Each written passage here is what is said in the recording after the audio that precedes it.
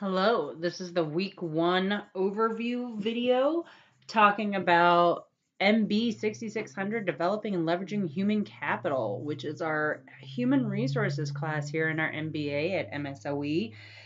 I wanted to go over a high level of what human resources is and what they do, and a little bit of what we're going to cover in this class. So, human resources is one of three buckets of resources that help a company meet its goals. We have financial resources, physical resources like the buildings and the desks, and then our human resources, our people. They're going to help us build the culture, they're going to be our intellectual property.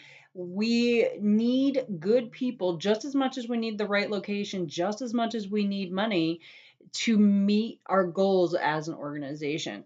And as HR evolves from a necessary evil to a discipline helping strategy, companies have started to see their human resources or their human capital, as you'll sometimes hear it called, as something driving strategy, not just something that needs to be compliant, which has been its historical role. So, human resources has a lot of different buckets to it. We need to educate, train, empower, reward our people. It's the right level of these things for the right work. Obviously, there's a different level of training at McDonald's than there is probably at the job that you have, or at a senior executive level. We're going to reward those people differently as well. The salary, benefits, the training, all of it. The amount of power that we let some roles have, it might be legally regulated, it might be culturally driven, or it might have another factor entirely. So it's not always cut and dry what we do and don't do for our employees. It might vary department to department, person to person.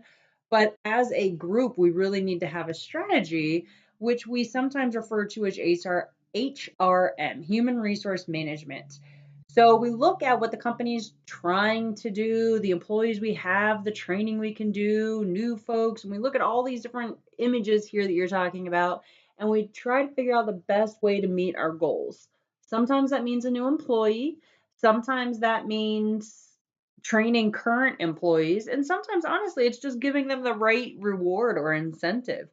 So as we go through this class, we're going to talk about changing candidates into employees and then how to compensate or reward those employees, how to pay them, how to interview them to choose the right candidate to become an employee, to match our culture and where we're trying to go and our strategy, and then how to manage them. We will also talk a little bit about safety, privacy, discipline. Uh, we're going to talk on a couple dozen topics. And honestly, any one of these classes is an entire discipline within human resources. There are people where their whole job is just doing healthcare benefit administration, as an example. And we're going to go through these different roles and how they work together and how they work as part of a larger organization.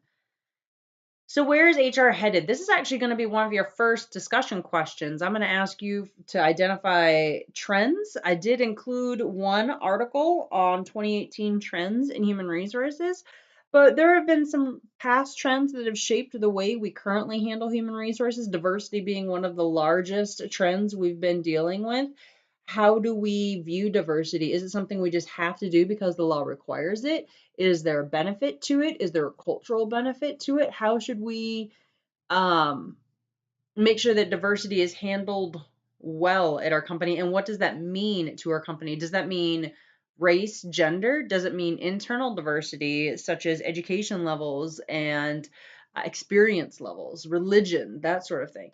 And again, it's going to depend on our culture and what we're trying to accomplish. If we are an upstart company, just trying to make our way, we're probably going to go for folks that are really extroverted and really motivated, and it's internally motivated at that. So those ideas are all internal diversity as opposed to external diversity. We're trying to get into a new market, so maybe we need to have employees that match that market in terms of a certain religion or demographic that we might be trying to go after as a business objective.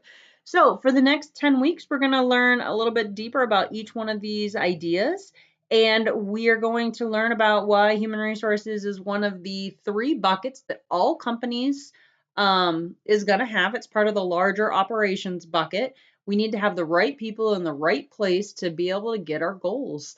And without a good human resources department, all you're doing is being compliant, which is important. We do want to make sure we're being legally uh, compliant, to use the word again, but we can go beyond that. We can do better. And that's hopefully what this course is going to convey to you, is how we can do better. I look forward to going over it with you. Please look over the weekly sequence for week 1 and see what the deliverables are.